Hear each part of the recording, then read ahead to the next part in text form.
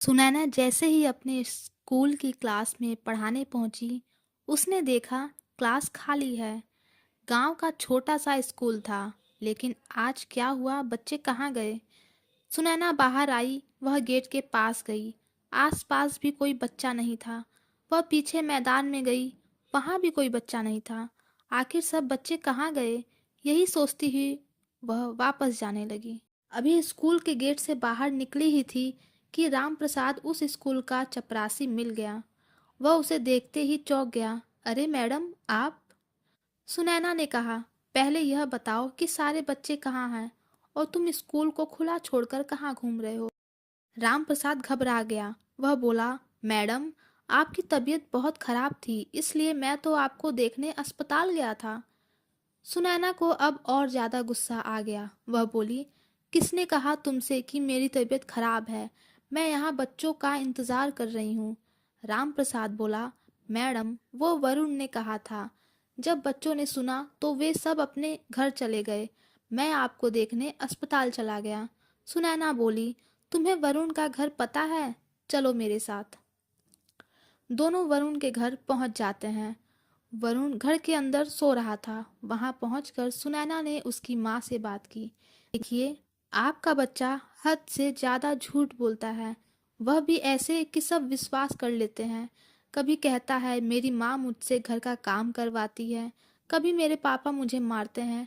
आज तो उसने हद कर दी, मेरी बीमारी की खबर फैलाकर स्कूल की छुट्टी करवा दी। सुनीता जी ने कहा, हे भगवान, मैंने तो कभी इससे घर का काम नहीं करवाया, और इसके पिता तो इससे बहुत प्यार करते हैं। उन्हीं के लाड़ प्यार से तो ये बिगड़ गया है। आप रुकिए, मैं अभी उसे लेकर आती हूँ। सुनीता वरुण को देखने घर के अंदर गई, लेकिन यह क्या, वह तो सारी बात सुनकर पिछले दरवाजे से भाग गया था। सुनीता जी ने आकर बताया कि वह भाग गया है, तो सुनैना ने कहा, आप अपने पति के साथ उसे लेकर कल स्कूल आइए, वहीं बात करेंगे। अगले दिन दोनों वरुण को साथ लेकर स्कूल पहुंच जाते हैं। सुनैना उनसे कहती है, देखिए, हम इसे अपने स्कूल में नहीं रख सकते हैं। मैं इसका नाम काट रही हूँ, आप इसे कहीं और पढ़ा लीजिए।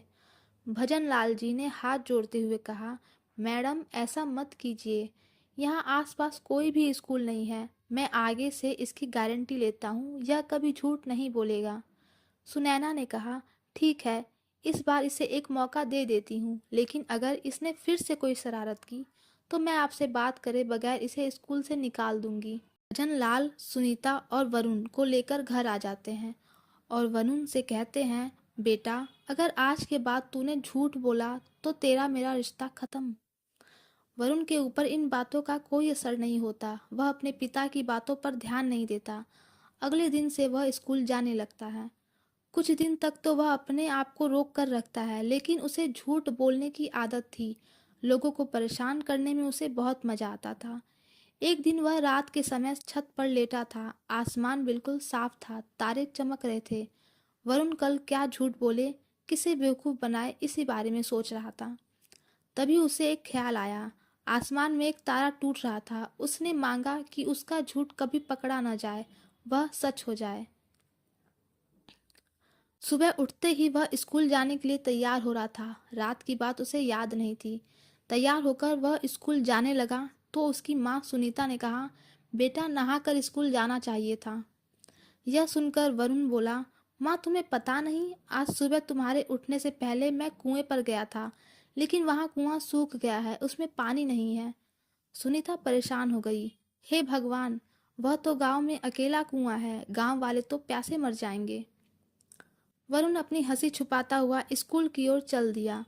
रास्ते में उसने देखा कुएं के पास भीड़ लगी थी। वरुण ने उधर नहीं देखा और सीधा स्कूल पहुंच गया। कुछ देर पढ़ाई करने के बाद वरुण को प्यास लगी। वह स्कूल में रखे 4 मटकों में से पानी पीने गया, लेकिन वे खाली थे।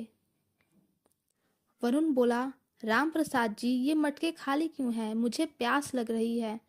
तब राम प्रसाद ने कहा, पता नहीं किसकी नज़र लग गई, गांव को गांव का कुआं सूख गया है। यह सुनकर वरुण के हाथ पैर फूल गए। वह दौड़कर कुएं के पास पहुंचा। कुआं सूखा पड़ा था। गांव के लोग उसके पास खड़े थे। वरुण को भी प्यास लग रही थी। तभी उसे याद आया कि उसने टूटते तारे को देखकर झूठ को सच बनाने की बात कही थी। वो सच हो गई। वरुण रोता हुआ घर पहुंचा। उसने अपनी माँ सुनीता को सारी बात बताई। सुनीता ने यह सुनकर कहा, मूर्ख, तूने अपने साथ साथ पूरे गांव के लिए संकट खड़ा कर दिया। अब गांव के लोग, उनके बच्चे सब प्यासे मर जाएंगे। पानी का दूसरा कुआं यहाँ से कई किलोमीटर दूर है। वरुण ने कहा, माँ, मैं एक और झूठ बोल देता हूँ, क्या पता इससे पानी आ जाए। उसने कहा, कुएं में तो बहुत पानी है। यह कहकर सुनीता को लेकर वह कुएं पर पहुंचा, लेकिन वह अभी भी सूखा था। सुनीता ने कहा, तेरे एक ही बार झूठ को सच करने के लिए वह तारा टूटा था, अब वह काम नहीं करेगा। वरुण रोने लगा। पूरे गांव में यह बात फैल गई। सभी वरुण और उसके माता पिता को कोसने लगे। वरुण के माता पिता बहुत परेशान हुए। रात होने लगी थी। वरुण और उसके माता पिता वहीं कुएं के पास बैठे थे। उसके पिता को बहुत प्यास लग रही थी। वे तड़पने लगे। वरुण रोने लगा, भगवान, मेरे झूठ को झूठ बना दो। मैं अब कभी झूठ नहीं बोलूँगा। मेरे पिता को बचा लो। तभी एक और तारा टूट गया।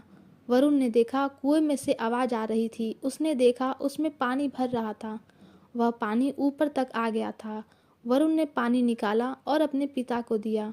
उसके बाद वरुण ने कहा, मैं कसम खाता हूँ, आज के बाद कभी झूठ नहीं बोलूँगा।